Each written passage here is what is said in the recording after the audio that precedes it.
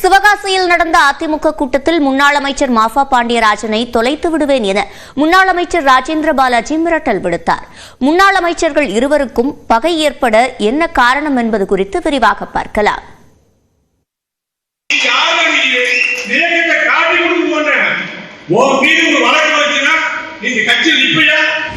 இப்படி முன்னாள் அமைச்சர் ராஜேந்திர பாலாஜி மிரட்டல் விடுப்பது எதிர்க்கட்சியினருக்கு அல்ல, சொந்த கட்சியைச் சேர்ந்த முன்னாள் அமைச்சர் மாஃபா பாண்டியராஜனுக்குத்தான்.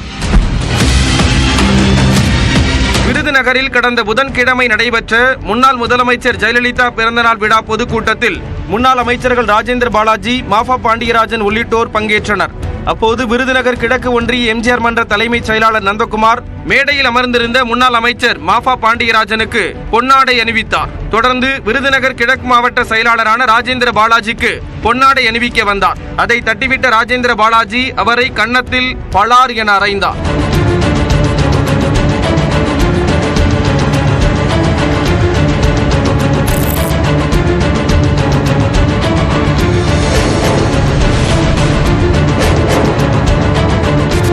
மாவட்ட செயலாளர் நான் இருக்கும்போது முதலில் யாருக்கு பொன்னாடை போர்த்த வேண்டும் என உனக்கு தெரியாதா என அந்த நிர்வாகியிடம் ராஜேந்திர பாலாஜி ஆவேசமாக கூறியதை கண்டு தொண்டர்கள் உறைந்து போயினர்.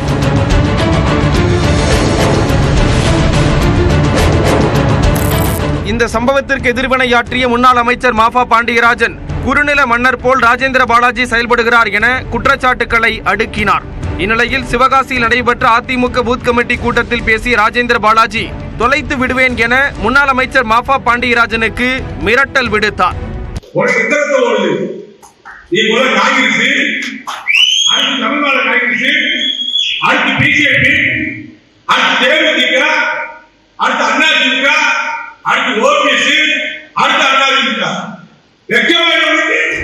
நான் அதிமுகவில் குறுநில மன்னன் தான் என்றும் ராஜேந்திர பாலாஜி கூறினார்.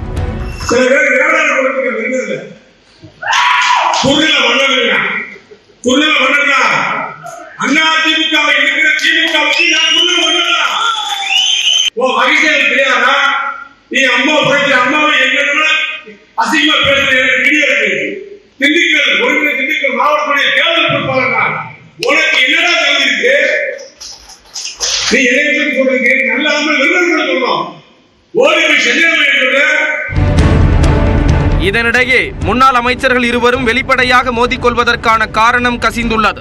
அடுத்த ஆண்டு நடைபெறும் சட்டமன்ற தேர்தலில் சிவகாசி தொகுதியில் தனக்கும் விருதுநகர் தொகுதியில் தனது ஆதரவாளருக்கும் சீட் வாங்க ராஜேந்திர பாலாஜி முனைப்பு காட்டி வருவதாக கூறப்படுகிறது. அதே நேரம் 2011ஆம் ஆண்டு நடைபெற்ற சட்டமன்ற தேர்தலில் அதிமுக கூட்டணியில் விருதுநகர் தொகுதியில் தேமுதிக சார்பில் மாஃபா பாண்டியராஜன் போட்டியிட்டு வெற்றி பெற்றார். தற்போது ராஜேந்திர பாலாஜியை மீறி விருதுநகரில் எப்படியாவது சீட் வாங்க மாஃபா பாண்டியராஜன் திட்டமிட்டுள்ளதாக கூறப்படுகிறது.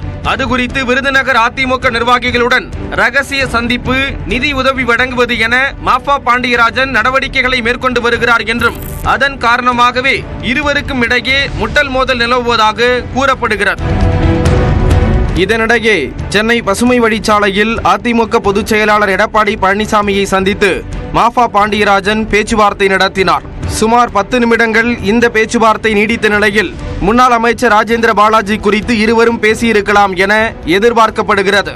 நியூஸ் 18 தமிழ்நாடு செய்திகளுக்காக விருதுநகரிலிருந்து கணேஷ்குமார்.